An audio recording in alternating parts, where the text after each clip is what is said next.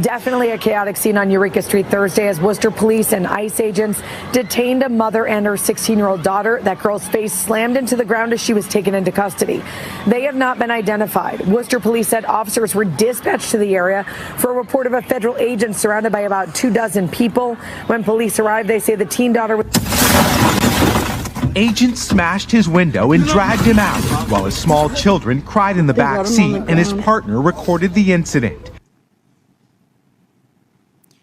You can't tell me that somebody in this building shouldn't do their jobs, because these people are out of control.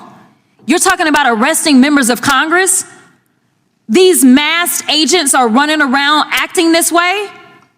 This is not okay. This shouldn't be about politics. We all should be on the same side saying we will not stand for this type of activity, but instead, they want to pretend like it's members of Congress that are the thugs. It's members of Congress that are the ones that are stoking this kind of violence. Let me tell you what those members of Congress were doing. Donald Trump knows that he is weak. He is losing support. He loses every day in court, and his agenda is stalling and failing in Congress. And it's the reason he has turned to threats threatening Democratic members of Congress, threatening Republican members of Congress, but threatening anyone, judges included, who opposes him in any way. And those threats are backfiring. And we saw that happen today when Jasmine Crockett went public with the arrest threats that Trump is directing at her and many other Democratic members of Congress in a brutal takedown that we're going to get into. But before we do, if I could quickly ask you to leave a like on this video, and if you haven't already, and you enjoy our channel, to hit that subscribe button. It goes a long way. And it really does mean a lot to me. Now we're going to get into that news with Jasmine Crockett right here. And somehow, during the later hours of last night, we saw that while the mayor had been unlawfully charged, those charges ended up being dropped.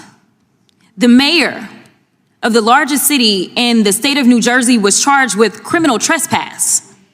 Now, we have video footage, and I'm not going to play it, but we have video footage of literally them opening the gate and then asking him to leave, and then he left. Therefore, there is no criminal trespass. But the reason that I bring it up is because this entire situation could have been avoided if people just would know their jobs and actually do their jobs. Because the entire chaos that ensued, it ensued because of the unlawful detainment and arrest of the mayor in the first place. But let me get to my actual remarks.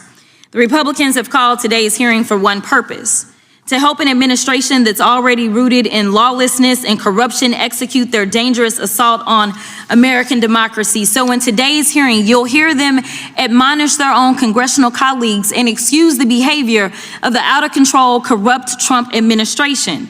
They're going to try to convince you that they're here to protect law and order and the rule of law. But they won't mention how the Trump administration is openly defying many of the 162 court rulings that have paused his illegal executive orders. They won't talk about how the president has called for the impeachment of judges who rule against him, or how they're allowing ICE agents to raid churches and elementary schools. They won't talk about how they're allowing Trump to purge the Department of Justice of employees who helped investigate the January 6th insurrectionists. They won't talk about how this administration is preparing to give $5 million to the family of Ashley Babbitt, who participated in said insurrection, because they don't actually care about law and order and the rule of law. They're here today for one reason: to forfeit their constitutional oversight responsibilities. But since I decided to bring up January 6th, let me run a tape to remind y'all of the difference of congressional oversight versus criminals.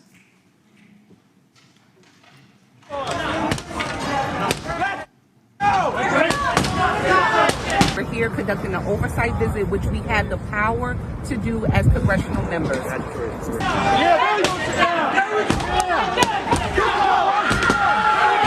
statutory authority, and so that is what we're here for, and we're waiting to speak to a supervisor to let us in here because Stand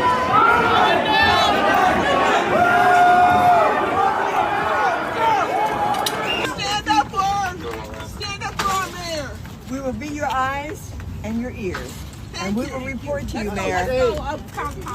Yes, Congresswoman.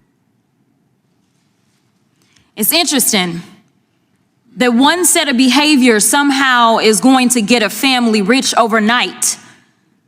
And the other folk that were there in that video, the members of Congress, well, they're saying arrest them. Let me remind you that those January 6ers have been pardoned. Let me remind you that yet another January 6er was just arrested a few days ago for committing what? Another crime. So if we're going to talk about us keeping our streets safe, let's be real about who's causing crimes, who actually went through what we call due process, because no one denied the January 6th insurrectionists of their due process. They went to court. They either pled guilty or were found guilty, and they were sent to prison. And half of them, actually all of them, if their sentences said so, should still be in prison. Because we as Americans would be safer. We won't get into the fact that another one was already in trouble because they had already killed somebody. But I'll continue on. Right now, our Republican colleagues want to forfeit their constitutional oversight responsibilities. Let's talk about what's actually happening.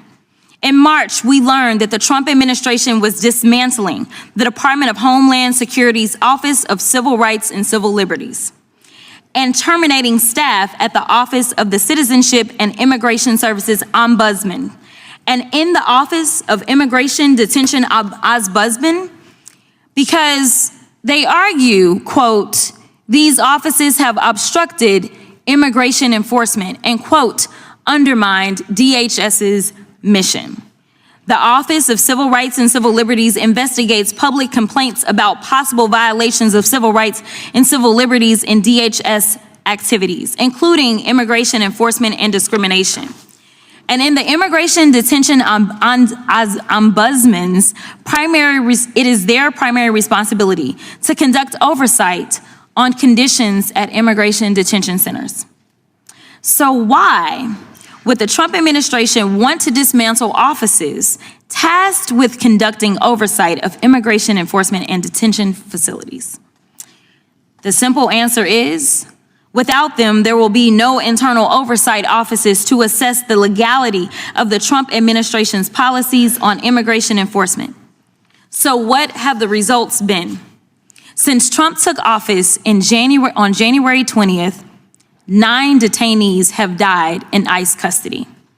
In fact, in Trump's first month in office, more detainees died in ICE custody than at any time since fiscal year 2020. Congressional Democrats have engaged in oversight activities of immigration facilities across the country, from Florida, where a 44-year-old Haitian woman died in ICE custody, to Newark, New Jersey, where 3 of our Democratic colleagues visited an immigration detention facility to ensure the humane treatment of detainees. This wasn't about going in and breaking nobody out, y'all, especially when there were cameras rolling everywhere. That's not what they were there to do. Now, in a breathtaking act of executive obstruction of congressional oversight and the unprecedented weaponization of the Department of Justice, we have an interim U.S. attorney for New Jersey who for years has argued in court that Donald Trump is above the law. She has announced criminal charges against Congresswoman McIver for, quote, impeding and interfering with law enforcement. However, our power as members of Congress to conduct oversight is found in the Constitution and federal law. In fact, federal law explicitly prohibits DHS from, quote, preventing a member of Congress from entering for the purpose of conducting oversight any facility operated by or 4, the Department of Homeland Security used to detain or otherwise house aliens or to make any temporary modification at any such facility that in any way alters what is observed by a visiting member of Congress. It is against the law. Full stop. Separately, the court has consistently held that the speech and debate clause of the Constitution protects individual members from prosecution for legislative acts, including, quote, fact-finding, field investigations, and information gathering.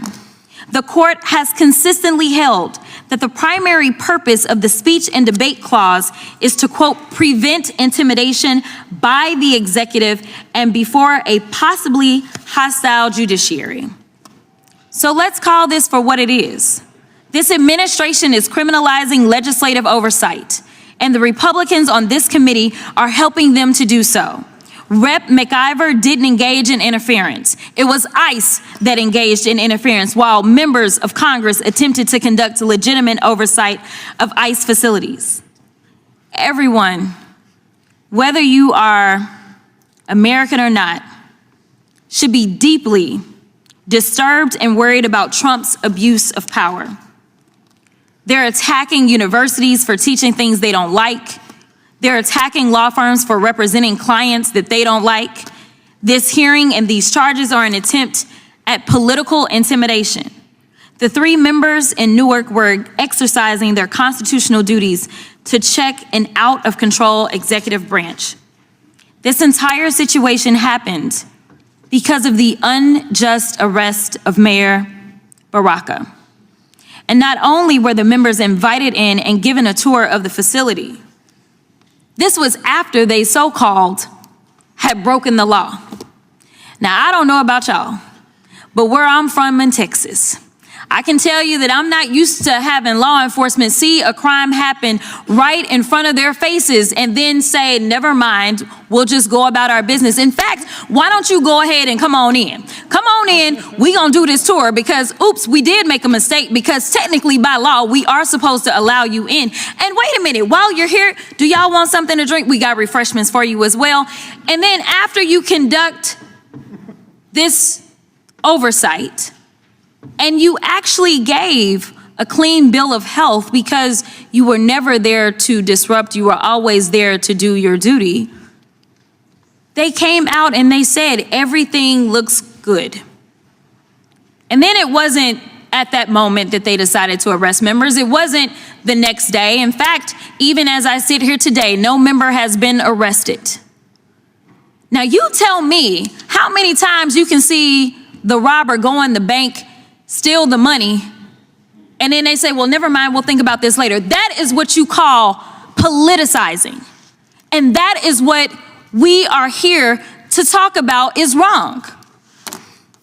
But we got a few other issues with ICE right now, so I'm gonna get to them in a second. The DOJ, as I said already, has already dropped the charges against the mayor. Look, they're coming after everyone who uses their constitutional rights and duties to speak truth to power. The press, the courts, and now members of Congress.